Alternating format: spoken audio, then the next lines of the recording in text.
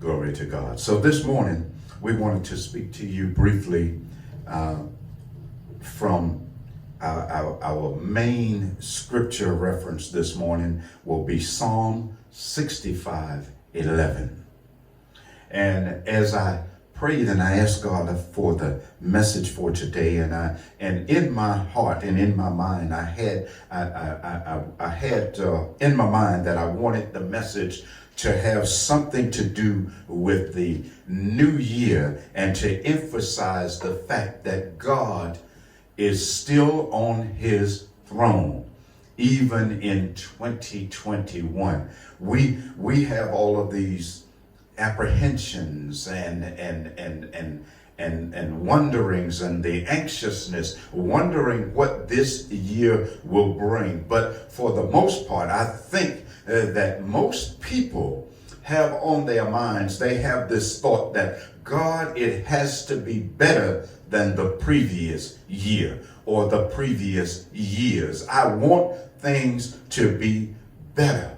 What can I do? Lord, I fall on my knees and I pray and I come to you. I'm seeking you for your leadership and your guidance and your advice about how I can get through this year, how we can avoid some of the problems of the past and how we can see to it that things be made better. But as we mentioned already, God is the only one who can turn situations around in your life. You and I cannot on our own make things better, but we can walk away, turn away, not listen to the word of the Lord, and we can cause ourselves to be in even more misery and heartache than we did before. But if we would just grab a hold of the fact that God is the creator of the heavens and the earth and everything in it, the things seen and the things unseen, the creator of men, women, boys and girls alike. He knows the inner workings of all that we do, and he can see down the road the things that we don't see coming, the dangers that we don't see ahead. God sees those things, but if we depend on him, if we ask him to guide us, he will sometimes lead you around the obstacle, he will sometimes lead you over the obstacle, but he will never let you be hindered by that obstacle. Glory to God. And so we find in Psalm 65, and it's related directly to the start of a new year. Psalm 65:11 says, here's what God does. See, we know, I put it this way, we don't know a lot of the things that are going to happen this year. Some of the things that happened last year surprised us, and some of them didn't. And there again, this year, some things will surprise us and others won't. But here's who we can depend on. This is what God does for us in any given year. So you can take this to the bank. In 2021, the scripture says that you, talking about God, our heavenly Father, our creator, our maker, our sustainer, it says that you crown the year with your goodness. That's what we can expect from the Lord our God this year. We can expect the Lord our God to crown the year with his goodness, and your paths drip with abundance. Glory to God. Glory to God. And so we've titled this message, An Abundant Year. An abundant year. You crown the year with your goodness, and your paths drip with abundance. We find here in these scriptures written by David, and once again we find that David emphasizes the gloriousness and the truth and the righteousness of the Lord our God. And he also emphasizes the fact that God is not exclusively the God of Israel. We know that in the scripture, God chooses to teach us and to bring us along in such a way that he uses Israel, his chosen nation. He uses Israel in the circumstances that they found themselves in and the type of people that they came to be, and how they sometimes disobeyed God. And as a matter of fact, quite often, how they disobeyed God and the things that he had told them to do. And that God in the beginning, with a man called Moses, who was the go-between between God and man, because they decided that they could not take the awesome, the being in the presence and the awesomeness of God. It was too much for them. So they wanted somebody to be able to go up to the mountain and to speak to the Lord and to bring back his instruction to them. And Moses was that man. And so, but then also God personally led them. He gave them their marching orders. He told them when to go and when not to go. He told them when to move and when not to move. He told them how to treat others and how not to treat others. And God was excellent in that capacity. But men being what they are, they decided that we don't want God personally to guide us anymore. We want kings like all of the other nations. And then God says, well, okay, I'm going to give you the king that you wanted. But let me show you from the beginning what it's going to be like having a king instead of having me to guide you. But at the same time, the Bible tells us that the heart of those kings down through the years in the hand of God. And he can turn the heart of the king any way which way he will. And God at various times have turned the king against the people to teach them valuable lessons. And then at other times he has turned the heart of the king towards the people to show them his goodness and his kindness towards them. And then still at other times he has allowed kings to be tyrants over the people, where they would cry out to the Lord our God. But it was all done just to show them that you need to depend on the Lord your God, and in his name is the only name that you should be calling on. And so now we come down through the ages where God had Jesus Christ, our Lord and our Savior. Man was trying to live by the law and by the letter of the law, and he found that it was an impossibility. And God decided that I'm going to send a Savior into the earth, because all of these people here, they're going to end up in a place where they don't want to be, and I don't want to see them there, because the Bible says that God desires that the whole world be saved and reconciled back to himself. And so therefore Jesus Christ, our Lord and our Savior, was born into the world, and then he was crucified on a cross and shed his blood, and that blood was placed on the mercy seat of God as a propitiation for our sins. It cleansed us from all unrighteousness and brought us back into right standing with the Lord. But even with Jesus Christ being the mediator between man and God, even though Jesus Christ became the Savior of man, man chooses on a large part not to claim him as Savior and Lord. We have folks who worship some of everything that they can grab a hold of besides Almighty God and calling on the name of Jesus. But that's all right. But God, see, in his infinite mercy and wisdom, God still holds out his hands for all of those men, women, boys, and girls who have not yet decided to call on his name. God is still holding out his hand. He's still giving people hope. And daily, by ones, by twos, by hundreds, by thousands, people are still coming to the Lord our God. They are making the decision that I can't, there's nobody else that I can call on but the Lord and be saved. saved, they are realizing one after the other that God is still God and that he is the only one who we can depend on. And so the scripture tells us here in Psalm 65:11, we might be worried about what is going to happen this coming year. Don't be worried. Don't be afraid.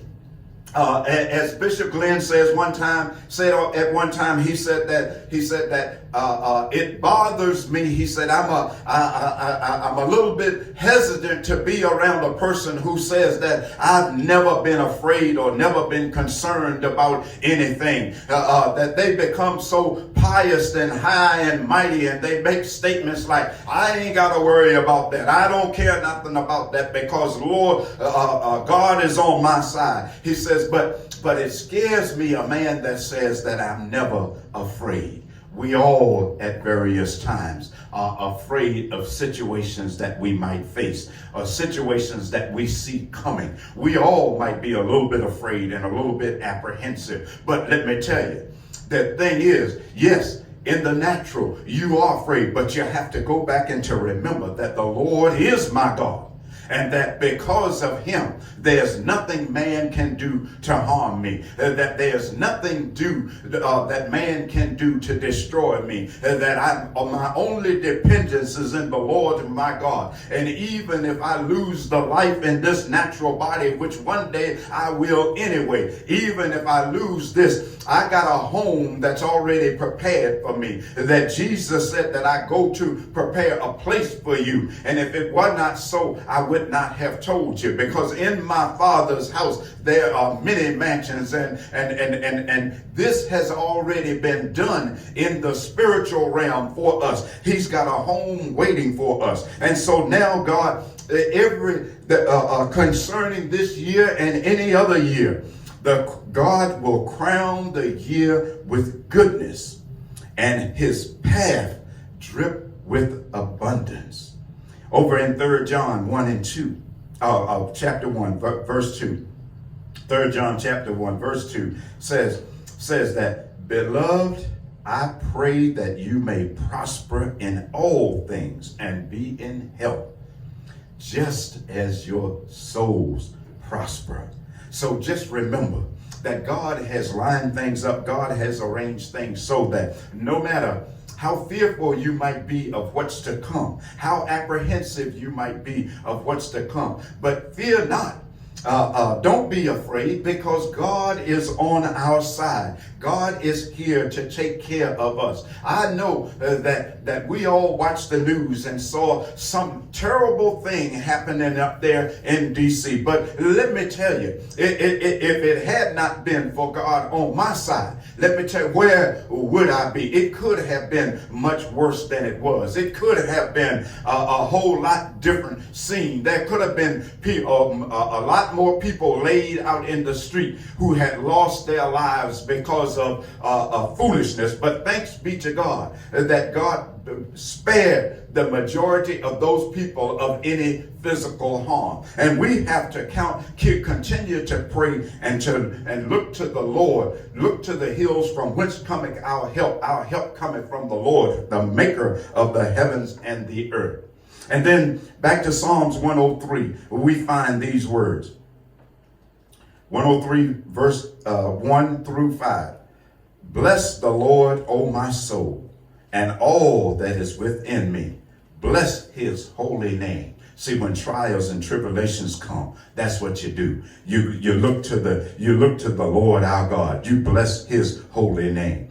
Bless the Lord, O my soul, and forget not all of his benefits. See, God has benefits for us this coming year. See, the government promises you some things. The government says that they're giving you this benefit and they're giving you that benefit, and then they always fall short of what they said that they're giving you. And then if they give you anything, they turn around and take it back when it's time to pay your taxes. They say that you still got to file this thing as additional income, and what you end up with is a net profit of sometimes not even anything. But God says, I got some benefits for you. Bless the Lord, O my soul, and forget not all his benefits, who forgives your iniquity and heals your diseases, who redeems your life from destruction, who crowns you with loving kindness and tender mercies, who satisfies your mouth with good things, so that your youth is renewed like an eagle's.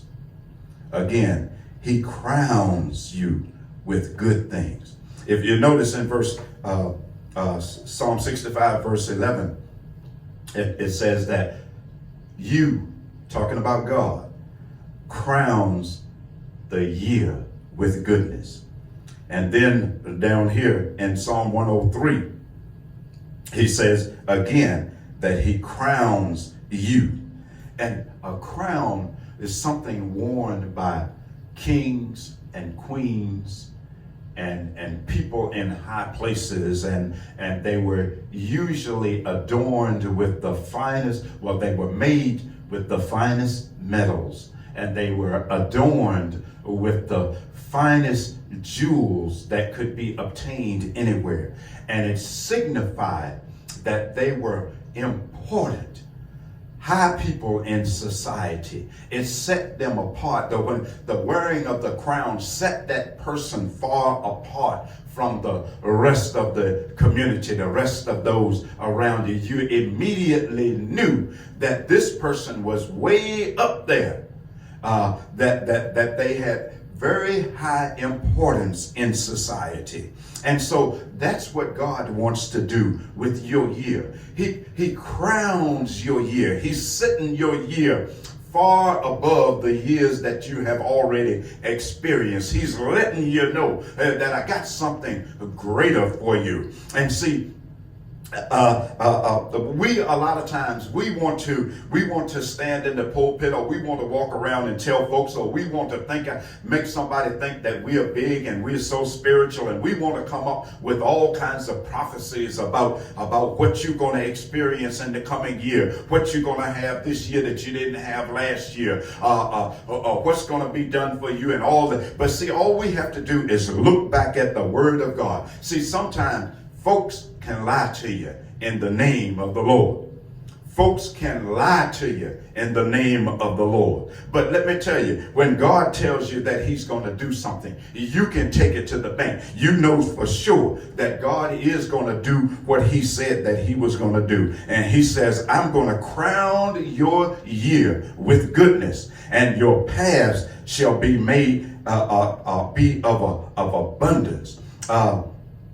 God said, I'm going to redeem your life from destruction, and I'm going to crown you with loving kindness and tender mercies. You can walk around and be assured, and you can and people will notice that you are favored by Almighty God. See, it ain't nothing that you got to do except that you praise and glorify the Lord our God for the wonderful things that he has done in your life and the lives of other people around you. You give God the praise for everything that he does for you. And let me tell you, God will certainly crown you. God will certainly have a great reward prepared for you. As a matter of fact, the scripture does tell us already God has your crown of righteousness already made and available for you. That all you have to do is to make sure that you call on the name of the Lord. Call on Jesus Christ, our Lord and our Savior, to save you. Ensure that your name will be written in the Lamb's book of life. And therefore, when it comes time, Paul said that not for me only, but for all of those who call on the name of the Lord, there is a crown of righteousness laid up for me. And glory to God, it shall be done. It shall be done in the name of the Lord. So this year, just remember that your year is crowned with goodness. This is not a prediction that I made, a prediction that some human standing in the front of you made, or prophecy that I made. But this is a word from the Lord. Your year is crowned with goodness, and your paths drip with abundance. We thank God for his mercy and his loving kindness and his goodness towards you. We thank him that he redeems your life from destruction. We thank you, oh God, that you crown us with loving kindness and tender mercies, and you satisfy our mouths with good things, so that our youth is renewed like an eagle's. Glory to God. Amen. Glory to God. Amen. Thank you, Lord God. Thank you, Lord God. It's another wonderful day that the